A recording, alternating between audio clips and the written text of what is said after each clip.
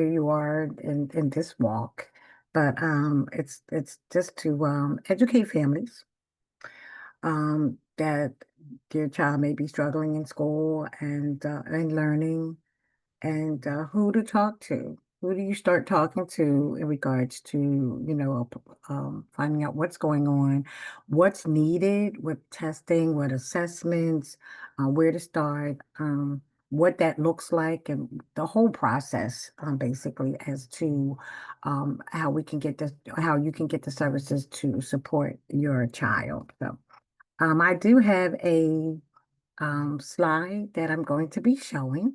And any questions after that? If you have any questions, Ms. Beckwith, please, or is it Ms. Beckwith or Ms. Sturgis?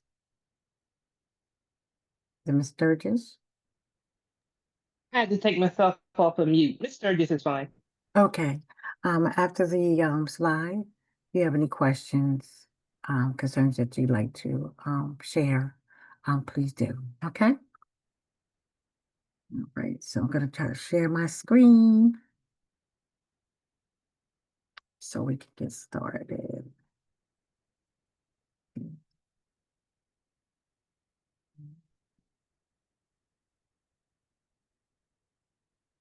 Mhm.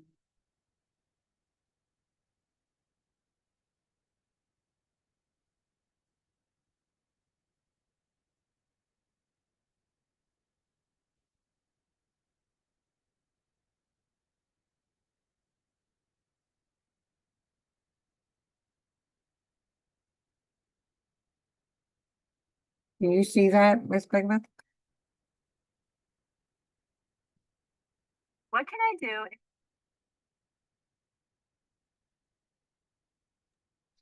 So right now I just see you. I don't see a slide just yet. Okay, you don't see the slide No, I don't. now?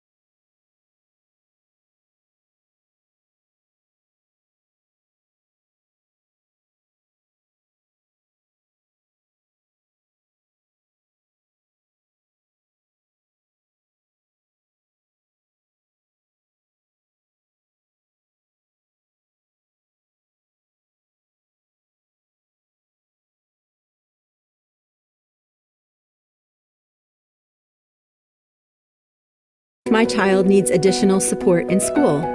When a student is struggling in school, families and educators work to identify the causes and find ways to help them be more successful. For some students with disabilities, however, they may need additional supports and services to help them be successful in school. This may include modifying their schoolwork, the use of assistive technology, such as the use of a calculator or computer to complete assignments, or services throughout the day, such as speech, occupational, and physical therapies. In order to receive these services, however, a team of individuals, including the parent, student when appropriate, educators, and other service providers, need to determine if the student is eligible to receive services.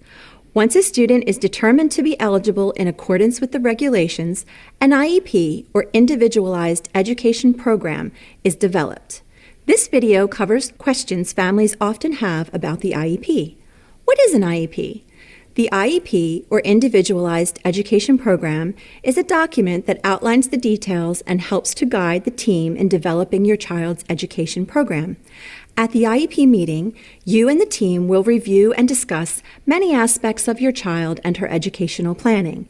You will review formal and informal pieces of data, such as state tests, homework, and assessments, and determine your child's academic and functional needs. How do I know if my child qualifies for an IEP? A child must be evaluated to determine eligibility. The testing is done by the school at no cost to the parent. However, before testing can begin, the parent must provide consent in writing. The school has 45 school days or 90 calendar days, whichever is less, from the date consent was signed to decide eligibility. A student is eligible if they meet IDEA's definition and state guidelines of a child with a disability, meeting one of the 13 disability categories. The parents are invited to attend a meeting along with a group of educators and professionals knowledgeable of the student, look at the evaluation results, and together they decide if the child is a child with a disability. Who should attend my child's IEP meeting? Team members who must be invited and participate in your child's IEP meeting are: you, as the parent or caregiver, have information critical to your student's success. Be prepared to share your child's strengths as well as the areas where they need assistance. Your input is documented in the IEP and helps the team decide what goals are needed. Your child may attend any meeting you feel is appropriate. In Delaware, your child must be invited to her IEP meeting starting at the age of 14 or when she enters the 8th grade, whichever comes first. If your child does not attend, the school must take steps to ensure that your child's strengths, preferences, and interests were considered.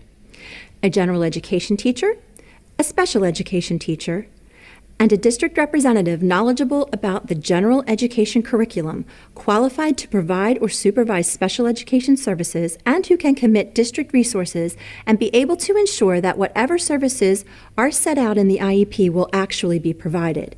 This may be the special education director.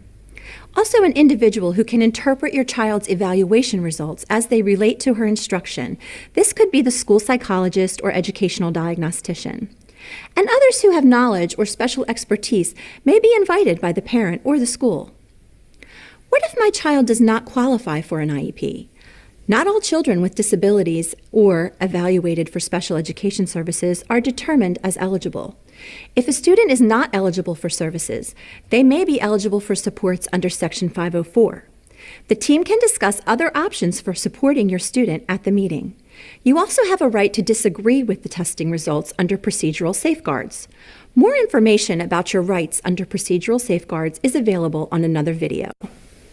Parent Information Center of Delaware, or PIC, is a great resource for parents to learn more about special education, their rights and responsibilities, and the law. PIC can tell you what steps to take next to find help for your child.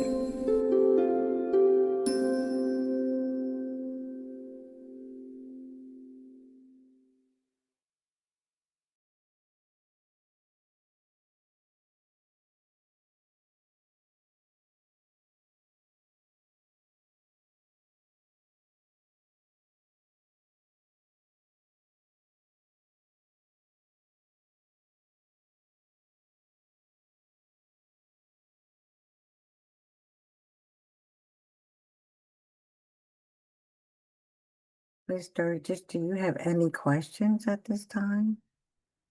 Not right now. I do like how the video was broken down. It really explained things in really simple, everyday terms. So that was very helpful. Okay, okay. At this time, then, that's it for our slide. Parent Information Center is here if you have any questions, any concerns, any, supports that you're looking for, please give us a call. We're more than happy to help you. We do have, um, if I may ask another question, is, does your child have a disability? So I still have an older daughter who did have, well, I guess who does. Her situation is very unique and very different. We didn't really discover her disability. She didn't get evaluated until she was a teenager. So her Okay. walk and that journey looked a lot different with the school. And I have a younger daughter who does have some special needs. She also has an IEP, but I'm finding so far that that process is a lot better. So I Okay. just want to become more, so I'm able to advocate, and so I have a full understanding, or at least a better understanding of the process and what should happen, what shouldn't happen, what to expect. I just want to Okay. make sure I have a good, solid, like understanding of like how this process works. Right, right. At any time, you can always give us a call back at 302-999-7394. We have a lot of information that we can provide to you throughout through your journey, from, whatever age your child is at right now, all the way up to when they, up to 18, or if they're going to stay in school further on to 22. We have information here. So you're more than welcome to please give us a call back. We can provide that information. If you have any questions or concerns in regards to the school's services, or you feel that something's not quite right, you can always give us a call. We can definitely walk you through it and support you for that. Okay. Is there a copy of that video available, the slide we just looked at? I will check with I could definitely check with our supervisor and see. Actually, yes, you can go on, if you go on Parent Information Center website, I don't have to Mhm. ask them for that. If you go on Parent Information Center's website and go all the way down, you'll see, videos. Okay. And then I think it's on page 4, Miss Sturgis. And just look down and it'll say effective communication for your child. You'll find it's on page 4. About Okay. midways down, and you can look at that again. Okay. Okay. And the number is 302-999-7394 for Parent Information Center.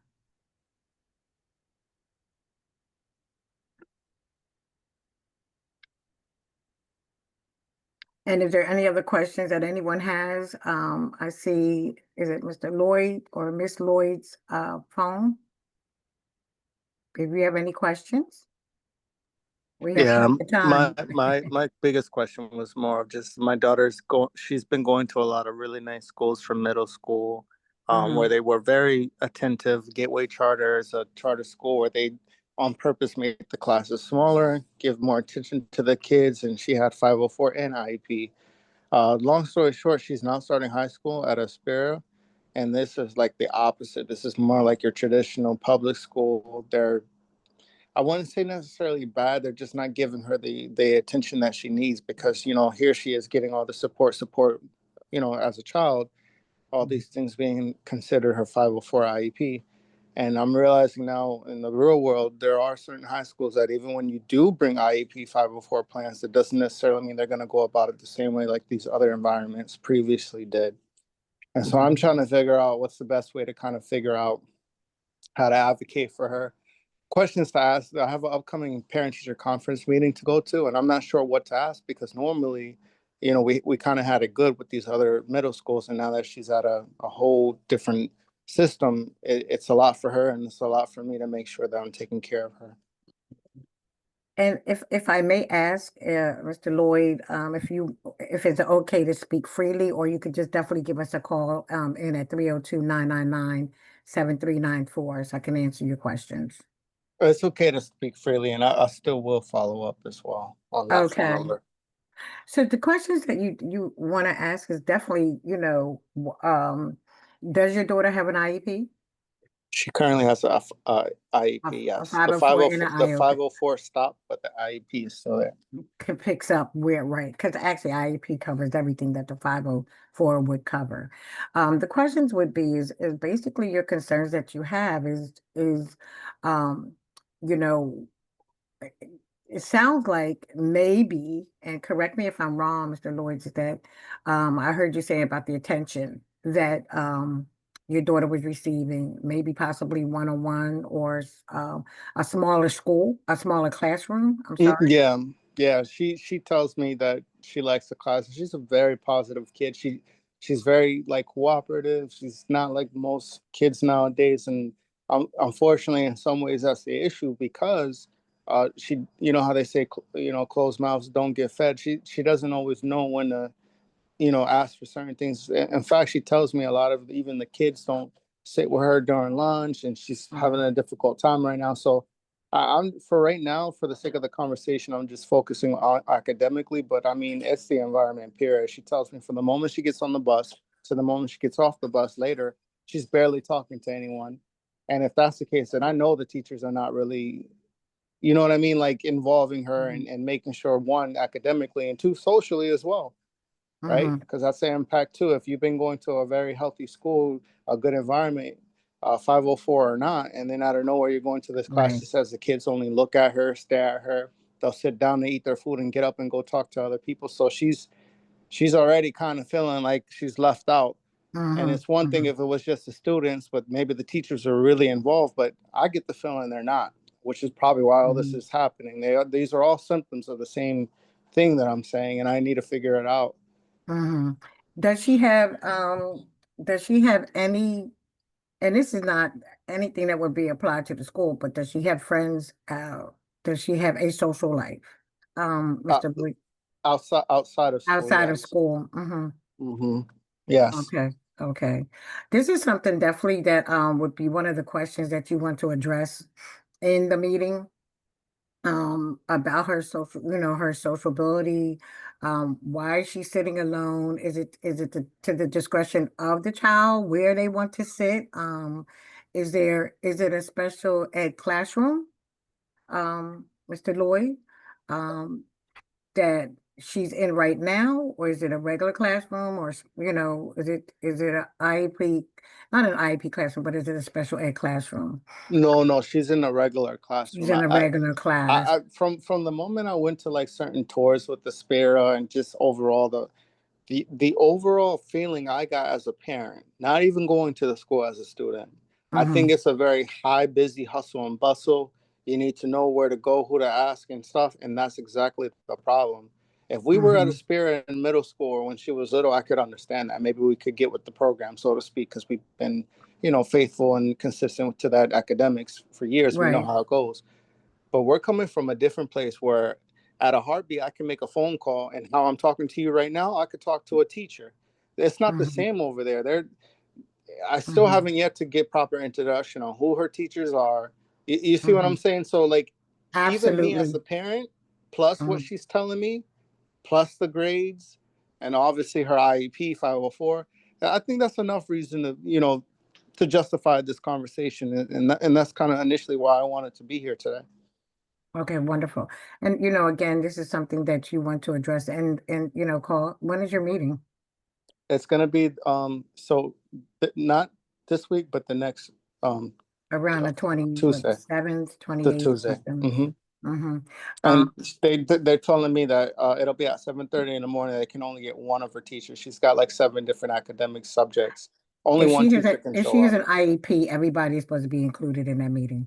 And that's what I'm trying to say. And in the Yeah. past, I remember Mhm. seeing all the teachers and being able to talk Mhm. and get, Mhm. suggestions. And you're telling me only one out of like 7 of them No, can show up. This that's is what I mean when I say yeah. I may not be like, a professional in the academic world, but I have enough common sense and have experience at 35 to know when someone's really handling their job well or just, kind of going through the motions. And she's not this kind of student that can just make it when you have those kind of people in those responsible roles just going through the motions. She needs help. Right. You're gonna have to really try with her, and she herself really needs to try. So if they don't care, and she's telling me she's Yeah. sitting alone at lunch and Mhm. stuff, this is really to me red flags. I just got to figure out what to ask and figure it out. If I need to pull her out of the school, I'll pull her out of the school. But I want to at least kind of ascertain if there's anything we can correct and fix, Absolutely. before I do that. Well, I would just say, starting at that point is that for them telling you that there's only one teacher, that is definitely in compliance, and then that is incorrect. When you have an IEP meeting, that consists of everybody on that IEP team. So um, if you're in agreement or if you're not happy with that, You could either reschedule or tell them that everybody needs to be present at that meeting. An IEP meeting should not go with just one person. It should be, everybody should be included in that meeting. Yeah. As the board. What I'll do, if it's possible, just because I do have to get running, I'm at work right now. I Okay. will call to follow up with that phone number. Wonderful. Thank you so Please. much. Mhm. Thank you so much, and you have a good day. All right, you too. Take care. Okay. Thank you for your Ms. time. Sturgis, do you have any other further questions or concerns as well? I may, as we get closer to it's, the time for us to have meetings again. Okay. So I'm sure I will. Okay. Well, I definitely thank you for coming to our training. And then, like I said, if you go on Parent Information Center's website, you go all the way down the page, you'll see where it says videos. You may have to register, which is like a brief, your name, your email address, so that you can get in and then just look for the effectively communicating with your child's teachers. You should be, Okay. if there's any concerns that you can't find it, please give us a call as well, and we can walk you through it. Okay. Thank you so much. All right, thank you for coming today. Take care. All right. Bye-bye. Bye-bye.